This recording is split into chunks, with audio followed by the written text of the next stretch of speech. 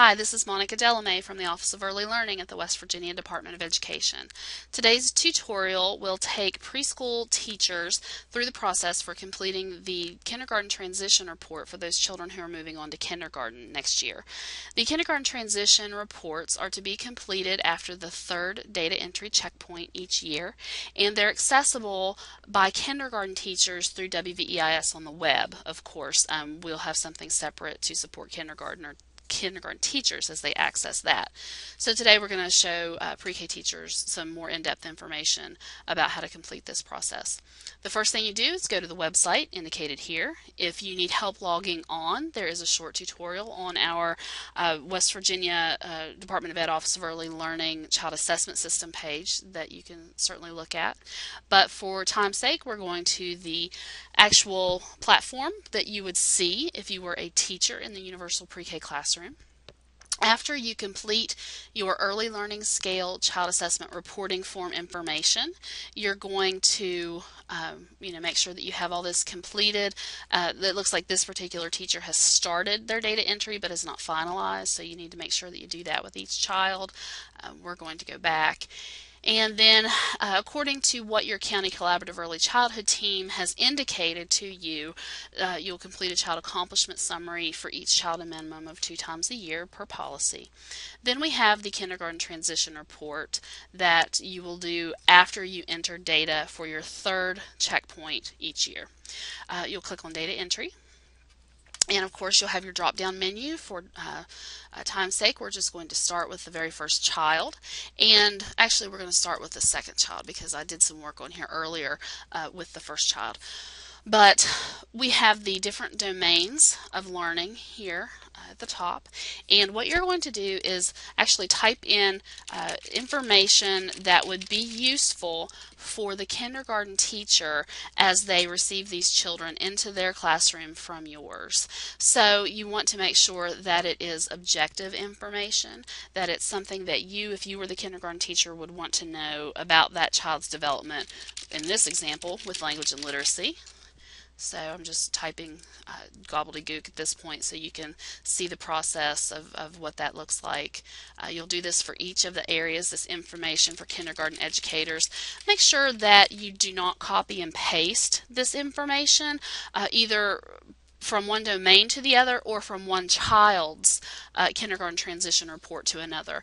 That's certainly not the purpose of the kindergarten transition report. We want it to be individualized. And then of course the application itself does not support copying and pasting, so you'll end up with more headaches than you want if you try to copy and paste. You'll see with the last 2 domains, physical health development and then the arts, there are 2 boxes to complete. We know that early learning scale growth data are not captured for physical health development or the arts, so you're going to not only include information for the kindergarten educator, but you're also going to provide information about the child's major accomplishments. Again, you're not writing novels, you're providing objective information, and then you are saving it, the information for the kindergarten educator as well. Now, you're going to go to the arts, do the very same thing, and information for kindergarten educator, save that data. Now basically that is your commitment for each child with regard to completion of the kindergarten transition report. If you go down to your next child, you'll be able to do the very same thing. If you want to view and see what the kindergarten teacher will be able to look at WVEIS on the web or WOW, this is what it looks like. And you can see that the information at the top is basic demographic information, also the pre-K site of enrollment. Something to note, we know that a lot of children go to pre-K sites that are not necessarily in the same building as their kindergarten program. That doesn't matter because their WVEIS ID will follow them to whichever site and class roster to which they're assigned in kindergarten. So you don't have to worry about whether or not they're coming from the across the hall or in the same building or whatever. It's children are matched with their class roster by their WVEIS ID to make sure that the kindergarten teachers receive these transition reports. So basic health information is included at the top. On the actual site, it says May 2013 currently. It reflects the current year as to whether or not their immunizations are up to date. Again, this is the development site and that just didn't get updated, but it is updated on the regular site. Now you can see here, if you were to assist a kindergarten teacher in reading this report, or to work with maybe your principal who wanted to look at this report for this particular child, T1 is time 1, the first checkpoint, T3 is time 3, the third checkpoint, and then we look at the percentage of growth or gain from the first to the third checkpoint for each of these items and strands. Just looking at the composite of self-regulation, the child averaged a 4 during the first checkpoint, averaged a 5 during the third checkpoint, and therefore a 25% growth was indicated for this child with self-regulation over their preschool year.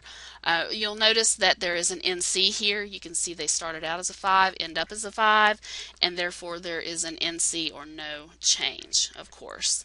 So as we go down here, you can see with the additional items and strands of language and literacy, they're provided. One of the things that I want to point out is the information for the kindergarten educator is actually listed here. This is what I saved earlier. This is what is provided, and of course yours would be those concise, objective statements about the information that you feel that kindergarten educator needs to know about this child in the area of language and literacy in this example.